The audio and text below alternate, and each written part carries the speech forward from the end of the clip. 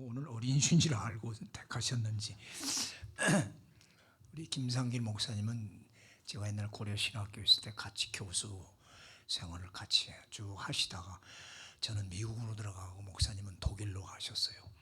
한국에서는 이제 제주도에서 이렇게 목회하시다가 독일 가셔서 제가 알기로는 에센 지역, 프랑크푸르트 등지에서 이렇게 목회하시고 오래됐죠. 한 20, 30년 됐을 거예요. 그러고 지금 은퇴는 하셨습니다만 참 광부로는 안 가셨지만 광부 못지않은 고생을 많이 하시면서 히스토리가 많습니다. 제가 뭐 말씀 다 못 드리고, 아드님이 벤츠의 카 디자이너인데 인정을 받아가지고 현대에서 불렀어요. 특별 스카웃을 해갖고. 그래서 아드님이 이번에 현대로 들어와서 지금 계시는데 아드님도 볼 겸 또 사랑하는 강 목사 보고 싶어서 오셨어요. 내가 독일 갈 때마다 얼마나 대접을 잘해주는지. 그 2, 3년 전에 얼마나 제가 힘들었어요. 그 의성회 관둘 때 그때 막 아파가지고 고생하고 그렇게 그 코스텔하고 그 집회 갔다가 쓰러져가지고 사모님이 내 잊지 못해 지금도 곰국을 끓여서 일주일 내내 갖다 나를 먹였어요. 그 유스 호스텔 아주 그 좁은 데서 그냥 그 강사도 막 그런 곳에 내 있었는데 매일 곰국을 끓여다가 그 독일에서 곰국 끓이기가 쉬운 게 아니잖아요. 곰탕 말이에요. 뼈를 삶아갖고 그래 제가 잊지 못하는 아주 생명의 은인입니다. 목사님 부부가 아드님하고 같이 오셔서 얼마나 반가운지 나오셔서 우리 말씀 전해줄 때 하늘나라에서 가장 큰 사람 제목으로 설교해 주시겠습니다. 자, 나오시면 우리 할렐루야 한번 해야죠. 자, 나오시죠. 할렐루야. 할렐루야.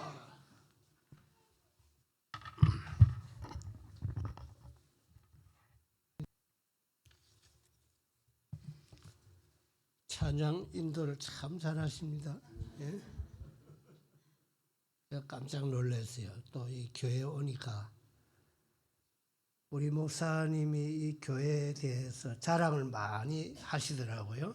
그래서 속으로 어떤 교회길래 저렇게 자랑을 하시나. 근데 와 보니까 자랑할 것 이상이에요. 찬양 인도하실 때 제가 이 밖에 한번 나가 봤다고요. 그런데 이 찬양 소리가 온 동네에 막 퍼져요. 왜 문을 열어놓고 하시는가 했더니 찬양 인도를 온 마을 사람들에게 전하기 위해서. 이게 얼마나 좋은 전도입니까?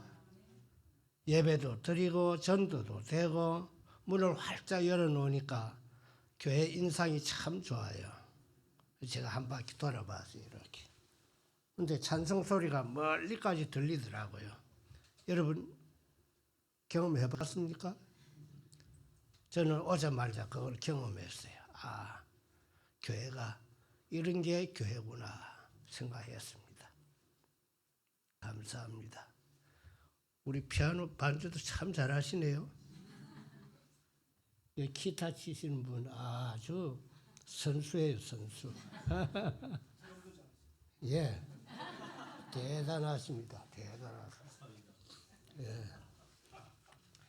독일에는 찬송가가 약 한 830장 이상 된다고요. 찬송가 하나가 두께가. 그런데 우리나라 찬송가는 거의 다 미국의 은혜 받은 작곡가 혹은 작사자들이 만들어 놓은 걸 우리가 받아들여서 찬송가를 만들었는데 독일에는 거의 다 자기 백성들 가운데서 찬송 작가, 작사자가 많다고요. 그래서 찬송을 참 잘 불러요. 이 한국 찬송가 가운데에 특별히 네안데르라고 하는 독일 찬송가가 있죠. 네안데르라고 하는 찬송 작가는 약 32살쯤 돼서 세상을 떠난 분이에요. 그는 젊었을 때부터 교회에 대한 비판과 함께 온갖 안 좋은 소리를 퍼뜨리고 다니던 사람인데 어느 날 이 교회처럼 길을 가는데 교회 밖에까지 설교 소리가 들리는 거예요. 그래서 자기도 모르게 끌려서 교회 안에 들어왔다가 설교 말씀을 듣고 녹아버렸어요. 그런데 그 사람이 완전히 신학 공부에 열심을 내가지고 목사가 되고 온 마을 곳곳을 다니면서 전도했습니다. 그래서 자기의 진액을 다 쏟아바쳐서 일찍이 병을 얻어가지고 소천했습니다.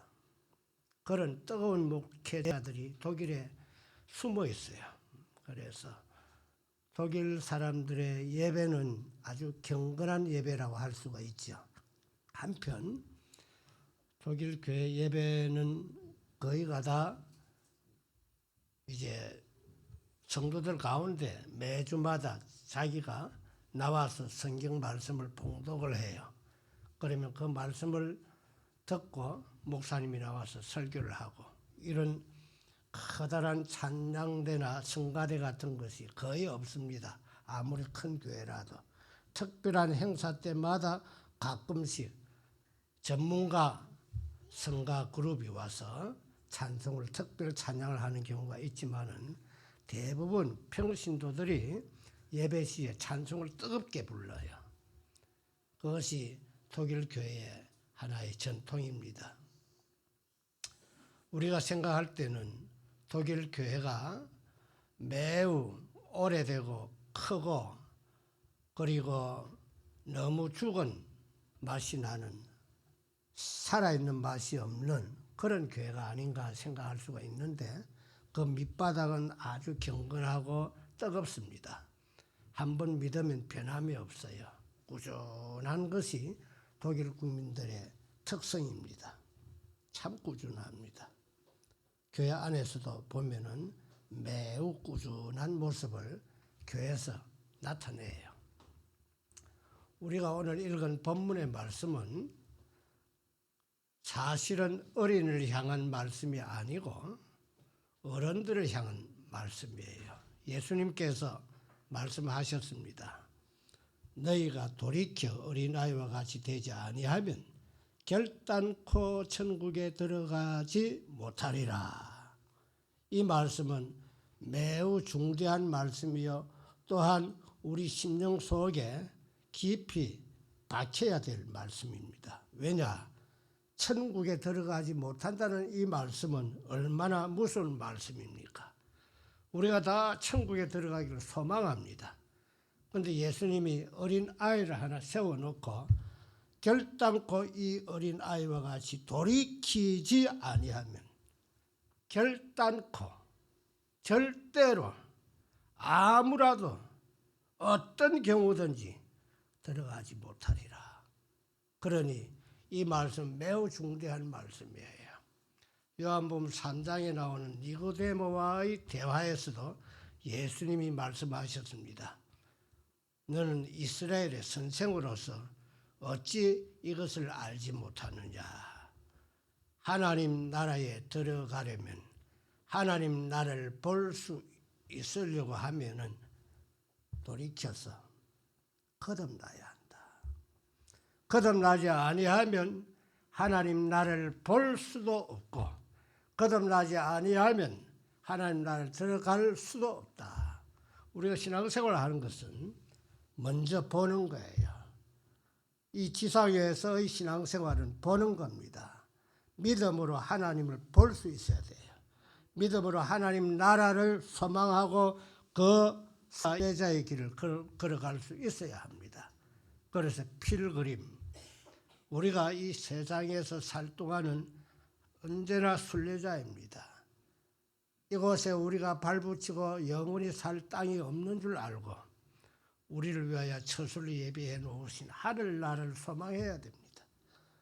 그것만이 이 땅에서 우리의 삶의 목표가 되어야 돼요. 이 오늘 본문에서도 제자들이 하나님 나라에서 누가 가장 큰 사람입니까? 그랬어요. 하늘나라, 우리 한글 성경에는 천국이라고 나오죠. 그러나 마태복음 25장이나 심판에 관한, 그리고 요한복음 3장에는 니고데모의 대화에서는 하나님의 나라라고 나옵니다. 그러니 천국이나 하나님 나라는 똑같은 뜻이에요. 하늘나라라고 해서 오히려 비판하는 사람이 많이 있습니다. 왜 하나님의 나라면 나라지 하늘이 무엇이냐? 하나님이면 하나님이지 하느님이 무슨 의미냐라고 또한 반론을 제기하고 문제를 삼고 말썽을 일으키는 사람들이 들어있어요. 그래서 우리가 성경을 보면은 앞뒤를 다 견주어서 이것이 이런 의미구나, 이것이 이런 넓은 의미로서 말씀하신 것이구나, 이렇게 받아들여야 돼요. 항상 비판의 대상을 삼고 논쟁거리를 삼는 것은 복음에서 점점 이탈되는 근본 이유가 됩니다. 그러니 우리는 말씀에 따라서 하나님이 우리에게 주시는 뜻이 무엇인가 잘 받아야 됩니다. 예수님께서 어린아이 하나를 세우시고 너희가 돌이켜, 참 어려운 말이에요. 니고데모가 나이가 많은 분입니다. 그런데 그 니고데모를 향해서도 예수님이 네가 거듭나지 아니하면 하나님 나를 볼 수 없다.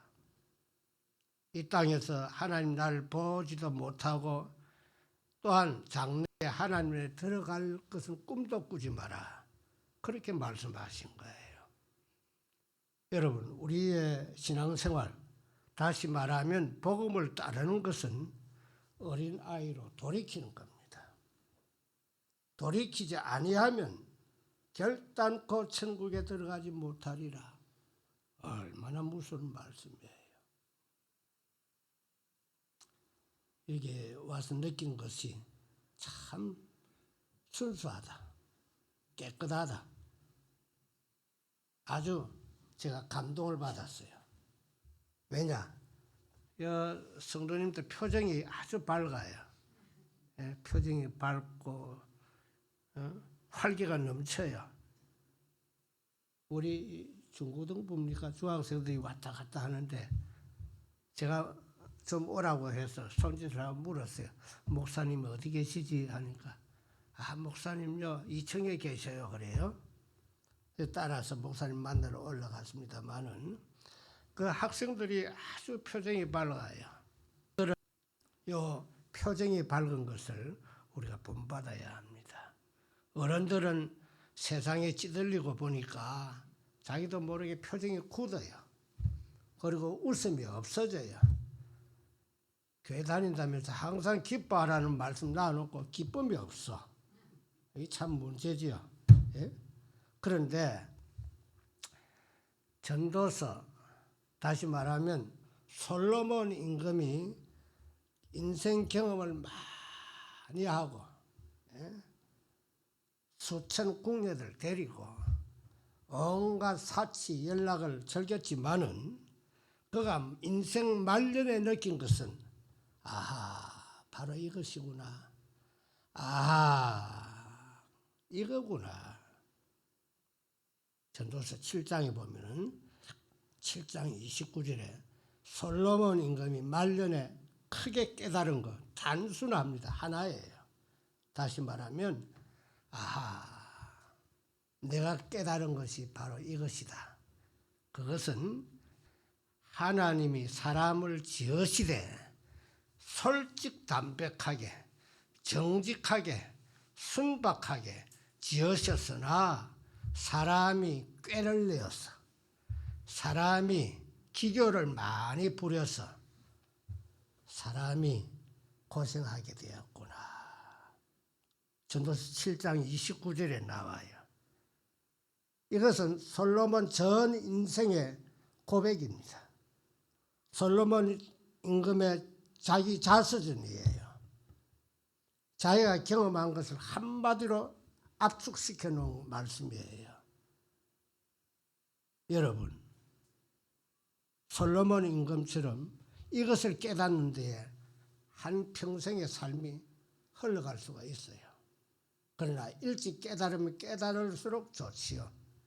니고데모에게도 예수님이 너 이스라엘의 선생으로서 이것을 알지 못하느냐 그랬습니다. 그가 나이가 많았습니다. 그래서 예수님은 그를 향하여 도리라 거듭나라. 거듭나지 아니하면 아무도 천국에 못 들어간다. 여러분 오늘 이 말씀 얼마나 중대한 말씀인지 가슴에 담아놓고 평생을 지내시기 바랍니다. 그것만이 우리의 신앙생활에서 끝까지 경주를 잘하는 사람입니다. 신앙생활이라고 하는 것은 다른 박질하는 거예요. 경주하는 거예요. 꾸준하게 자기 호흡 조절을 잘하면서 겸손하게 꾸준하게 목표를 향하여 한 걸음 한 걸음 나아가는 겁니다.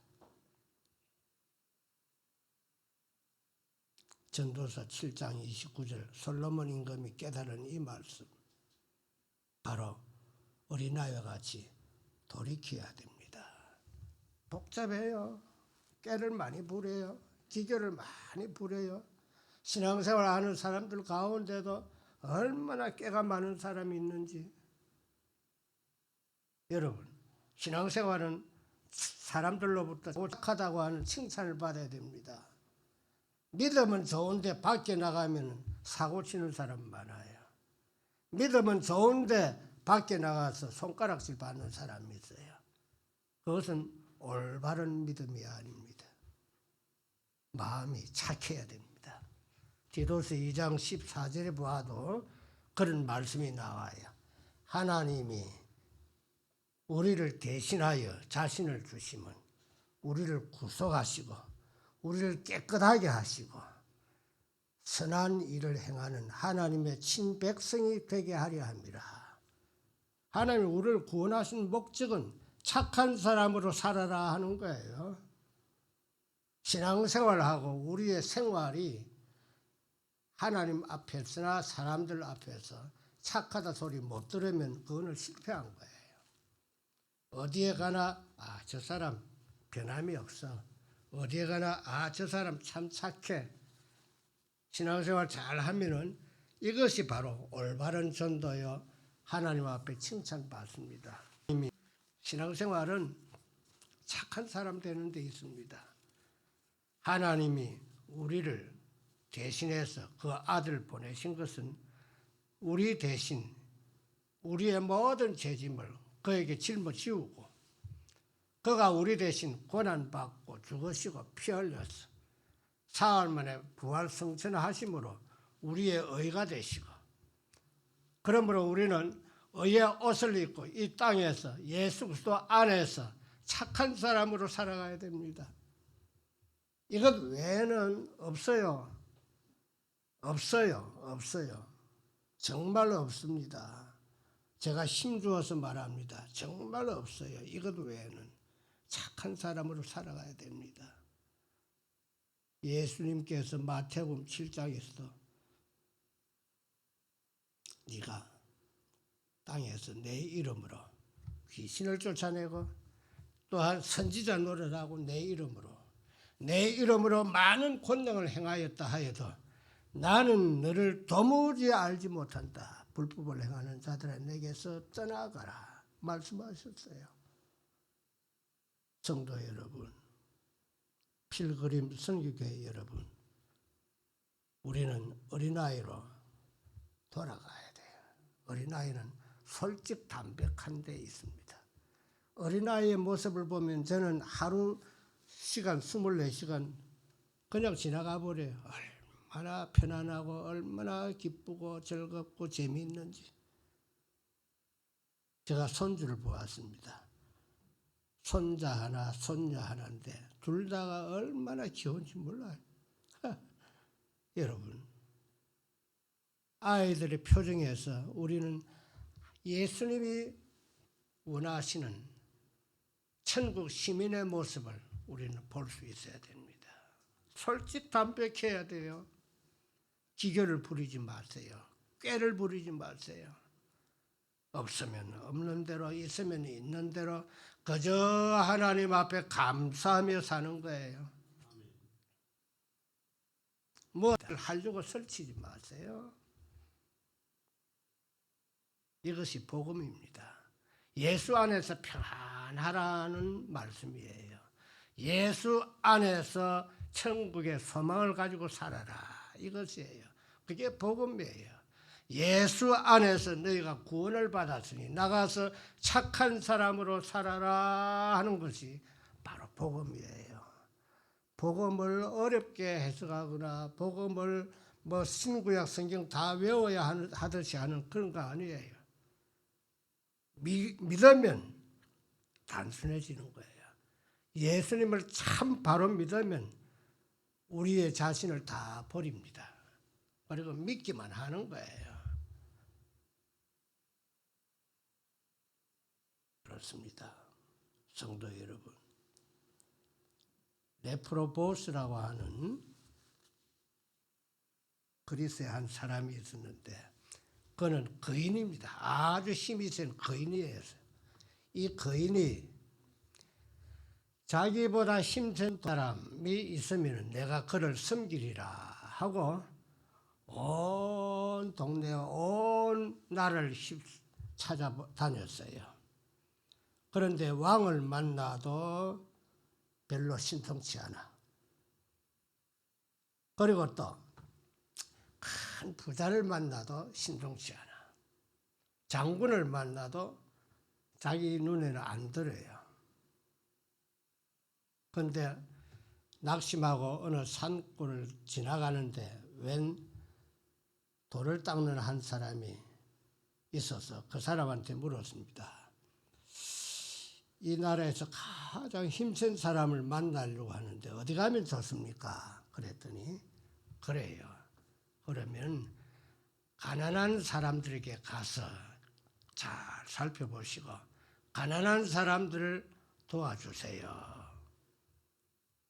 그래서 이 레프로보스가 그 말을 듣고 내려와서 가난한 사람들 찾아다니다가 강나루에 왔습니다.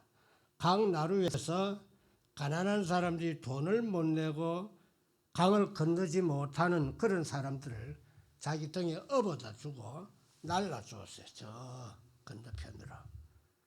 그런데 어느 폭풍이 몰아치는 어느 날 웬 조그마한 어린 아이가 와서 저 좀 태워주세요. 그럽니다.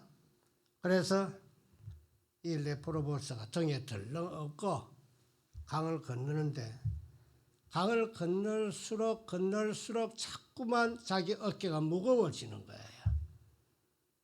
그래서 겨우 자기 지팡이에 의지해서 강을 건넜습니다. 그 아이를 내려놓았습니다. 그리고 물었습니다. 너 누구니? 너 왜 그래? 몸무게가 많이 나가? 그랬더니 아이의 입에서 어른 같은 말을 하는 거예요.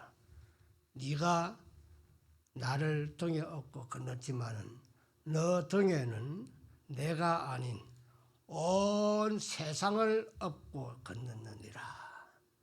내가 바로 주 예수 그리스도이니라. 그 말에 깜짝 놀라가지고 자기 지팡이를 내려놓고 엎드렸어요.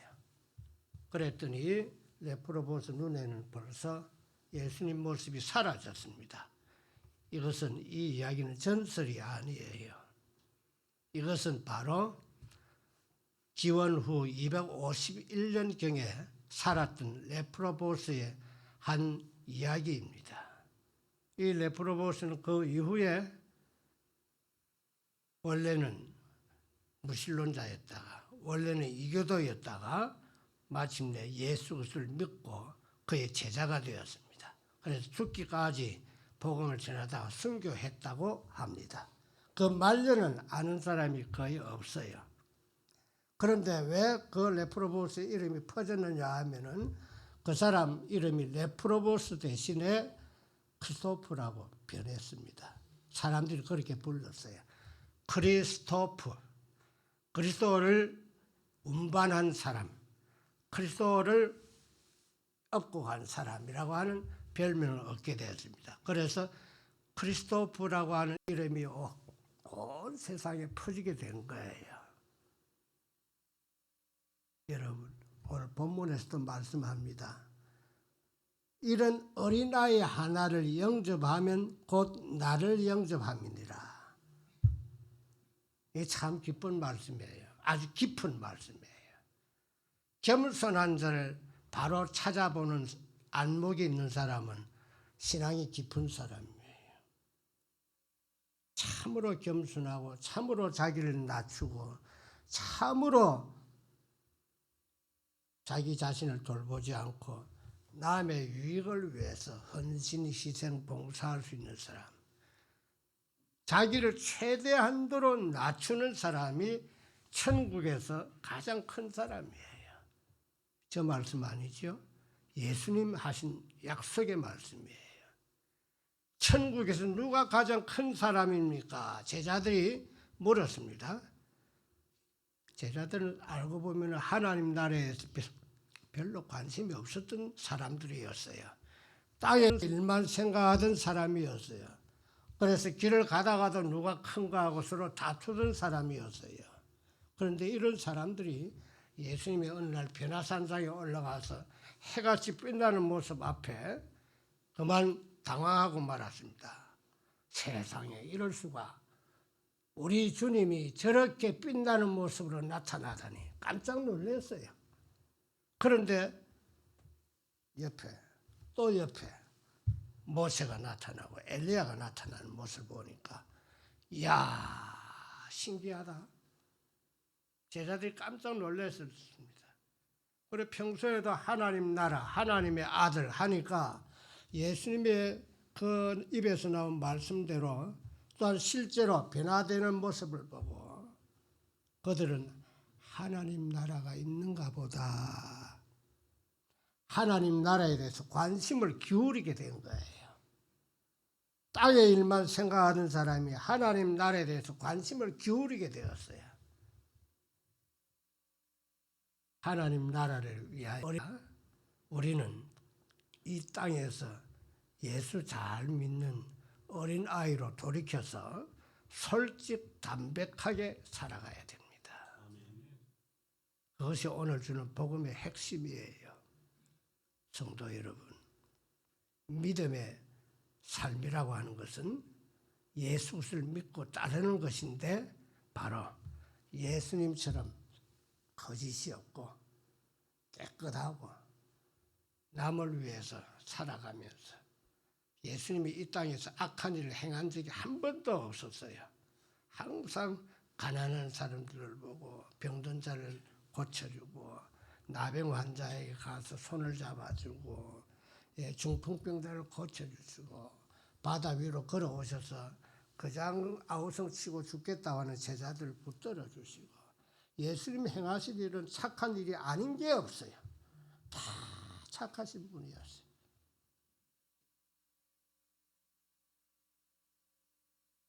그러니 우리는 예수님을 잘 닮아가야 됩니다. 세례 요한, 그가 참 위대한 분이에요. 그가 어린아이로 돌이킨 거예요. 왜냐? 예수님이 나타나시자 많은 사람들이 예수님 제자들 쪽으로 막 몰려가는 거예요. 자기 곁에는 이제 텅텅 비기 시작합니다. 그래서 세례 요한의 제자들이 물었어요. 선생님, 당신을 따르던 무리들이 다 저쪽으로 갑니다. 그때 세례 요한은 참 마음이 단순하고 꾀를 부릴 줄 모르고 믿음으로 말했습니다. 그는 예수는 허하여야 하겠고 나는 새하여야 하리라. 우리가 자꾸만 작아져야 돼요. 우리가 자꾸만 낮아져야 돼요. 그게 신앙의 깊이입니다. 뿌리를 박을수록 튼튼해지는 것처럼 우리가 자꾸만 내려가야 돼요. 저 자신은 맨날 그거와 싸웁니다. 내가 어찌하면 죽을까? 사도 바울도 날마다 죽노라고 했지만은 자꾸만 자기와의 싸움에서 항상 진보해야 됩니다. 오늘도 낮아지고 내일도 낮아지고 좀 더 그것이 하늘나라에서 가장 큰 사람이에요. 그것이 예수님이 바라는 천국 시민의 모습이에요. 여러분 마태복음 25장에 보면은 지극히 작은 자 하나에게 한 것이 나에게 한 것이라고 하셔서요. 지극히 작은 자 하나를 볼 줄 아는 눈이 있어야 됩니다. 예? 목사님이 겸손하게 장로님이 겸손하게 집사님이 겸손하게 되는 모습을 보는 눈이 있어야 돼요. 그게 예수님이 원하시는 거예요. 지극히 작은 자 혹은 이런 어린아이 하나를 영접하면 곧 나를 영접함이니라.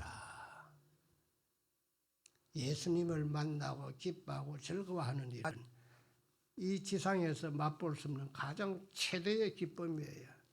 그와 같이 예수님처럼 겸손한 사람, 예수님처럼 순수한 사람, 그런 사람 하나를 만나는 것 참 기쁜 일이에요. 그런데 이게 사람 힘으로 안 된다고요. 나는 원하는데 내 이 자아, 옛사람이 그냥 안 두는 거야. 어떻게 하면은 나를 다시 교만하게 만들고 입에 나오는 말씨가 옛날 그 말씨 그대로 나오고 이것이 온통 내 힘으로 안 돼요. 힘으로 능으로 할 수 없으나 하나님의 신으로서는 다 할 수 있느니라. 할 수 있거든이 무슨 말이냐. 믿는 자에게는 능치 못할 일이 없느니라. 예수님 말씀은 성령을 받으면 거듭나면 하나님이 도와주세요. 겸손해지도록 순례자의 길을 잘 걸어가도록 끝까지 도와주시는 분이 바로 우리에게 보내신 성령 보혜사이십니다. 내 힘으로 안 되죠. 내 자신과의 싸움에서 자꾸만 실패하지요. 그때일수록 우리는 성령 안에서 기도하는 사람이 되어야 됩니다. 저는 성경 말씀 중에서 가장 좋아하는 말씀이 있다고 한다면은 바로 성령 안에서 기도하는 것.